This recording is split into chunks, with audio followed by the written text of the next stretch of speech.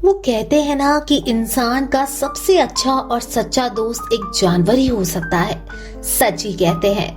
आज जिस फिल्म की कहानी हम आपके साथ शेयर करने वाले हैं उसमें यही दिखाया गया है कि फिल्म में एक बड़े से दिल वाला छोटा सा चूहा जिसे ना ही केवल खाना खाने का शौक है बल्कि खाना पकाने का भी शौक है, ये चूहा कैसे एक इंसान का दोस्त बन जाता है और उसकी कामयाबी का सबसे बड़ा कारण बनता है।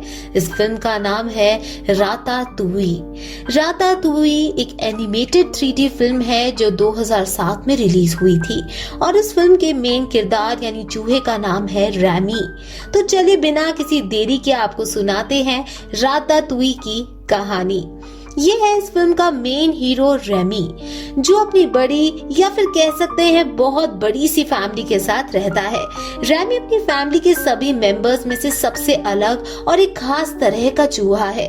परिवार के बाकी सदस्य चोरी करके या फिर जैसे तैसे खाना खा लेते हैं अपना पेट भरने के लिए, लेकिन रेमी कभी भी खराब खाना खाना पसंद नहीं करता।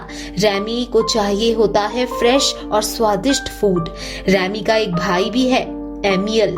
रेमी अक्सर एमियल को अच्छा खाना खाने की सलाह देता है और हाँ, रेमी को चोरी किया हुआ खाना भी नहीं पसंद। रेमी के अंदर खाने को लेकर एक अलग सा पैशन है और वो एक बड़े से शेफ से इंस्पायर्ड भी है जिसका नाम है गुस्तोव। गुस्तोव ने एक बुक लिखी है जिसका नाम है एनीवन कैन कुक और गुस्तोव की इसी बात को रेमी फॉलो करता है। रेमी और उसका परिवार जिस घर में रहा करते थे, एक दिन उस घर की मालकिन को पता चल जाता है कि उसके घर के अंदर चूहों की एक बड़ी सेना रह रही है। तो मालकिन उन्हें भगाने के लिए अपनी बंदूक से शूट करने लगती है। वो अंधाधुंध बंदूक चलाने लगती है। अब क्या कर सकते हैं, है तो इंसान अपने व्यक्तित्व से मजबूर। वो बंदूक इतनी ज्यादा तेज चलाती है कि अपने घर की ही छत को उड़ा देती है। छत जैसे ही नीचे गिरती है उसे चूहों की एक बड़ी सी फैमिली भागते हुए दिखाई देती है। रेमी की फैमिली मालकिन के कहर से वहां से भागने लगती है, लेकिन रेमी भागते भागते पीछे छूट जाता है। सभी चूहे सीवर के अंदर चले जाते हैं। रेमी उनके पीछे पीछे जाने की कोशिश करता है, लेकिन सीवर के पानी का बहाव इतना तेज है कि रेमी अपने परिवार तक नहीं पहुंच पाता है। इसके बाद रेमी एकदम अकेला पड़ जाता है। वो काफी दिनों तक अपने परिवार का इंतजार इस उम्मीद में करता है कि वो उसे लेने वापस आएंगे, लेकिन कोई वापस नहीं आता। और फिर रेमी का हौसला बनाए रखने के लिए उसकी इमेजिनेशन ही उसके सामने आती है, यानी कि शेफ गुस्तोव रेमी से कहता है कि उसे यहाँ नहीं रहना चाहिए। चलती का नाम जिंदगी, उसे अपनी जिंदगी आगे बढ़ानी चाहिए। रेमी के लिए अपने फेवरेट शेफ की कही बातें काफी थी। फिर रेमी निकल पड़ता है एक सफर में और देखते ही देखते वो पहुंच जाता है पेरिस। रेमी की आंखें खुली की खुली रह जाती हैं, क्योंकि पेरिस की वो जगह है जहां उसके फेवरेट शेफ गुस्तोव का सबसे बड़ा रेस्टोरेंट है। अब आती है इस फिल्म के दूसरे मेन किरदार की बारी, एक लड़का जिसका नाम है लिंग्विनी एक रेस्टोरेंट के किचन में एक लेटर लेकर नौकरी मांगने पहुंचा है, लेकिन इस रेस्टोरेंट का हेड शेफ जिसका नाम है स्किनर लिंग्विनी को नौकरी पर नहीं रखना चाहता। लेकिन रेस्टोरेंट के बाकी वर्कर्स स्किनर से कहते हैं कि उन्हें एक ऐसे लड़के की जरूरत है जो रसोई में सफाई कर सके। इस पर स्किनर लिंग्विनी को नौकरी पर रख लेता है और उसी वक्त सफाई के दौरान लिंग्विनी के हाथ से गलती से एक सूप गिर जाता है जो कि पेरिस के एक बड़े से फूड क्रिटिक को सर्व किया जाना था। लिंग्विनी सूप को वापस बनाने की कोशिश करता है, लेकिन उसे खाना बनाना नहीं आता, इसलिए लिंग्विनी सब कुछ उल्टा पुल्टा कर रहा होता है और लिंग्विनी की ये सारी उल्टी पुल्टी हरकतें देख रहा होता है रेमी दरअसल इस रेस्टोरेंट के किचन में गलती से गिराया है, इसलिए रेमी यहाँ से भागने की कोशिश करता है। वो ऑलमोस्ट निकल ही चुका होता है कि लेकिन एक चीज उसे रोक रही होती है और वो था लिंग्विनी का सूप। लिंगुइनी ने उस पूरे सूप का सत्यानाश कर दिया था और सूप के साथ हो रहा ये अत्याचार रैमी से देखा नहीं गया। तभी उसकी इमेजिनेशन यानी कि शेफ गुस्ताव उसके सामने आ जाता है और रैमी से कहता है कि तुम्हें उस सूप को ठीक करना चाहिए। इसके बाद रैमी सूप बनाना शुरू करता है। सबसे पहले वो गैस की आंच को धीमे करता है और उसके बाद वो सूप में मसाले डालने लगता है, लेकिन उसी वक्त वहाँ पर लिंगुइनी आ जाता है। उसे पता चलता है कि सारे के सारे मसाले एक चूहे ने डाले हैं और वह सूप जल्द ही कस्टमर्स को परोसा जाने वाला है। इस बीच स्किनर वहाँ पहुँच जाता है और वो काफी गुस्से में लिंगुइनी से कहता है कि तुमने सूप को हाथ कैसे लगाया। इधर उनकी लड़ाई के बीच वो सूप उस फूड क्रिटिक के पास चला जाता है। सभी को लगता है कि ये तो बहुत बड़ी गड़बड़ हो गई है, लेकिन तभी बाहर से न्यूज आती है कि क्रिटिक को सूप बहुत ही ज्यादा अच्छा लगा। किसी को इस बात पर यकीन ही नहीं होता कि लिंगुइनी ने इतना अच्छा सूप कैसे बनाया। इसलिए स्किनर उसे कहता है कि तुम्हें एक बार फिर से ये सूप बनाकर दिखाना होगा। ये बात तो चल ही रही होती है और उसी वक्त रैमी रेस्टोरेंट से बाहर निकलने की कोशिश करता है, लेकिन सभी की नजर रैमी पर पड़ जाती है। उसे पकड़ने के लिए सभी भागते हैं, लेकिन लिंगुइनी रैमी को एक बोतल में पकड़ने में कामयाब हो जाता है। लिंगुइनी को पता था कि वो शानदार सूप रैमी ने ही बनाया था, इसलिए लिंगुइनी रैमी से बात करने की कोशिश करता है। रैमी भी लिंगुइनी को हर बात का जवाब अपनी सिर हिलाकर देता है। तब लिंगुइनी को पता चलता है कि रैमी उसकी बातें समझ सकता है और सुन भी सकता है। जैसे ही लिंगुइनी उस ग्लास की बोतल को खोलता है, रैमी वहां से भाग निकलता है और लिंगुइनी परेशान हो जाता है। वो सोचता है कि एक चूहा उसकी हेल्प कभी भी नहीं कर सकता है, लेकिन तभी रैमी लिंगुइनी के पास वापस आ जाता है। लिंगुइनी रैमी को घर ले आता है।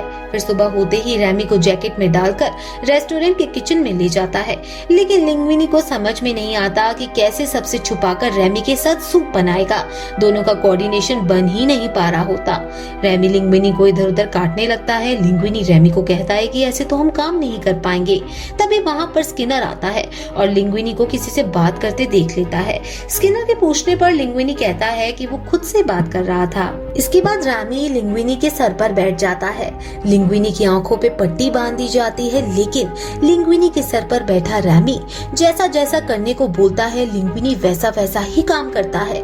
धीरे धीरे लिंगुइनी काफी ज्यादा परफेक्ट हो चुका था। मानिए कि एक कठपुतली की तरह रैमी जैसे जैसे बोलता है वो वैसे वैसे करता जाता है। फिर क्या लिंगुइनी ने वही सूप एक बार फिर से बनाकर रेडी कर दिया था और सभी को यकीन हो चुका था कि वो सूप लिंगुइनी ने ही बनाया था। एक दिन स्किनर अपने सारे लेटर ऑफिस में बैठकर पढ़ रहा था और तभी उसके हाथ में एक लेटर लगा जो कि लिंगुइनी ने उसे दिया था। उस लेटर में लिखा था कि लिंगुइनी गुस्ताव का बेटा है। इसे देखकर स्किनर का सर ही चकरा गया। इसलिए उसने अपने पहले लॉयर को बुलाया और सारी बातें समझी। लॉयर ने कहा कि हो सकता है कि ये बात सच ना हो, लेकिन इसे प्रूव करना जरूरी है। तब लॉयर डीएनए टेस्ट कराने के लिए वहाँ से चीफ गुस्ताव का एक बाल ले जाता है। इधर रैमी और लिंगुइनी का कोऑर्डिनेशन काफी अच्छा बन जाता है। दोनों मिलकर अच्छी डिशेस बनाने लगते हैं। रेस्टोरेंट के सभी कस्टमर्स को केवल उनके हाथ का ही स्पेशल डिश की डिमांड रहती है। फिर एक दिन रैमी अपने भाई एमाइल से मिलने जाता है और काफी खुश भी होता है। एमाइल रैमी से कहता है कि तुम्हें हमारे साथ चलना चाहिए, सभी को तुम्हारा इंतजार है। रैमी अपनी फैमिली के पास जाता है जहाँ उसके वेलकम के लिए एक पार्टी रखी गई थी। रैमी के पिता उसे समझाते हैं कि इंसानों से जितना हो सके उतना ज्यादा दूर रहो, लेकिन रैमी ये बात मानने से मना कर देता है। वो कहता है कि इंसान इतने भी बुरे नहीं होते। इधर पेरिस के सबसे बड़े क्रिटिक्स यानी कि एंटोन ईगो के पास इंफॉर्मेशन आती है कि गुस्ताव के रेस्टोरेंट की रेटिंग फिर से आसमान छू रही है और लोग वहां की डिशेस पसंद करने लगे हैं। दरअसल गुस्ताव की मौत का कारण एंटोन ईगो का एक आर्टिकल था। एंटोन ईगो ने एक लेख में गुस्ताव की डिश के बारे में काफी बुरा रिव्यू लिखा था और गुस्ताव इस दुख को बर्दाश्त नहीं कर पाया था। इसी कारण उनकी डेथ हो गई थी और इधर स्किनर को पता चलता है कि लिंगुइनी गुस्ताव का ही बेटा है। दूसरी तरफ रैमी अपने आप को बहुत ज्यादा अकेला महसूस करने लगा था, क्योंकि कई दिनों से लिंगुइनी ने रैमी से बात नहीं की थी और अब रैमी को लग रहा था कि लिंगुइनी भी बाकी इंसानों की तरह ही सेल्फिश है। इसी अकेलेपन के बीच रैमी अपनी फैमिली का पेट भरने के लिए लिंगुइनी के किचन से चोरी करने जाता है, लेकिन उसके पास किचन की चाबी नहीं थी। चाबी ढूंढने के लिए रैमी स्किनर के ऑफिस में जाता है। तभी उसे पता चलता है कि ड्रॉअर के अंदर गुस्ताव की वसीयत रखी हुई है और वसीयत में लिखा है कि लिंगुइनी ही उनका बेटा है, साथ ही रेस्टोरेंट का असली वारिस भी वही है। रैमी उस डॉक्यूमेंट को उठाकर वहाँ से भागने लगता है। तभी स्किनर उसे देख लेता है और उसका पीछा करने लगता है, लेकिन रैमी उसके हाथ नहीं आता और आखिरकार रैमी वो डॉक्यूमेंट लेकर पहुंच जाता है लिंग्विनी और कॉलेट के पास। सच्चाई पता लगाने के बाद स्किनर को रेस्टोरेंट से धक्का मारकर बाहर निकाल दिया जाता है, क्योंकि वो लिंग्विनी की पूरी प्रॉपर्टी खुद के नाम करवाना चाहता था। इसके बाद लिंग्विनी काफी ज्यादा फेमस होने लगा था, क्योंकि सभी को पता चल चुका था कि गुस्ताव का एक वारिस है। और इसी दौरान एंटोन ईगो कहता है कि वो लिंग्विनी के रेस्टोरेंट में जाएगा और रेस्टोरेंट का रिव्यू देगा। इसी बीच एक बात पर लिंग्विनी रैमी के ऊपर चिल्ला देता है और कहता है कि अब मुझे तुम्हारी जरूरत नहीं है, तो तुम यहाँ से जा सकते हो। और स्किनर जासूस की तरह इस बातचीत को देख लेता है और उसे यकीन हो जाता है कि इन सब के पीछे एक चूहे का हाथ है।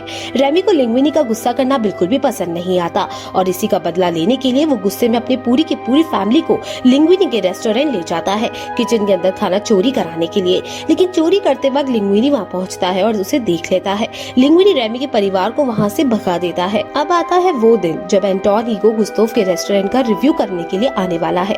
इसी बीच स्किनर रैमी को एक पिंजरे में पकड़ लेता है। एंटोन ईगो गुस्ताव के रेस्टोरेंट पहुँच चुका है। वेटर एंटोन ईगो के पास ऑर्डर लेने जाता है। तब एंटोन ईगो कहता है कि मुझे कुछ नया चाहिए, ऐसा जो कि तुम्हारे इस मेन्यू के अंदर ना हो। इधर पिंजरे में कैद रैमी सोच रहा था कि अब सब कुछ खत्म हो चुका है, लेकिन तभी वहाँ पर रैमी की फैमिली आ जाती है और उसे बचा लेती है। उधर किचन के अंदर सभी शेफ लिंग्विनी से वही सूप बनाने को कहते हैं जो उसने सबसे पहले बनाया था। सभी शेफ लिंग्विनी पर जोर देने लगते हैं कि तुम्हें बताना ही पड़ेगा कि आखिर वो सारी डिशेस तुमने कैसे बनाई थी। लिंग्विनी को कुछ समझ नहीं आता कि वो सभी को क्या जवाब देगा। वो चुपचाप खड़ा रहता है। तभी वहाँ पर रैमी पहुँच जाता है लिंग्विनी की हेल्प करने के लिए। सभी रैमी को पकड़ने ही वाले थे कि लिंग्विनी उसे बचा लेता है। वो सबको बताता है कि आज तक जितनी भी डिशेस उसने बनाई वो सब बनाने में रैमी ने ही उसकी मदद की थी। रेस्टोरेंट के सभी शेफ उसे काफी नाराज थे, क्योंकि पहली बात तो लिंग्विनी ने झूठ बोला था कि उसको खाना बनाना आता है और दूसरी बात उसने एक चूहे की मदद ली थी। खैर सभी लोग उसका रेस्टोरेंट छोड़कर चले जाते हैं। तब वहाँ पर ना तो कोई शेफ था और ना ही कोई वेटर, लेकिन रेस्टोरेंट के अंदर बहुत सारे गेस्ट बैठे हुए थे। तभी रैमी के फादर आते हैं और कहते हैं कि हो सकता है कि हम सारे लोग कुक नहीं है, लेकिन तुम हमें बता सकते हो कि हमें तुम्हारी मदद कैसे करनी है।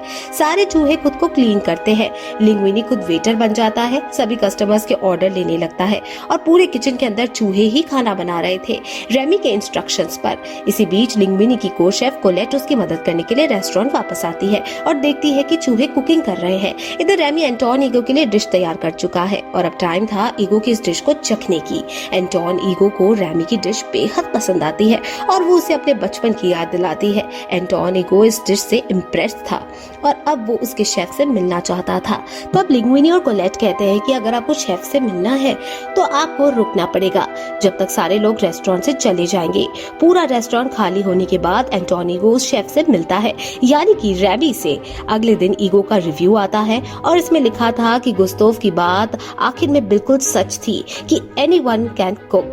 एंटोन ईगो लिखता है कि मैं पेरिस का सबसे शानदार कुक इसी को मानता हूँ जिसका खाना मैं कल खा कर आया हूँ। लेकिन आखिर में हेल्थ इंस्पेक्टर ने उस रेस्टोरेंट को बंद कर दिया था। साथ ही ईगो की जॉब भी चली गई थी, क्योंकि उसने एक चूहे के ऊपर रिव्यू लिखा था।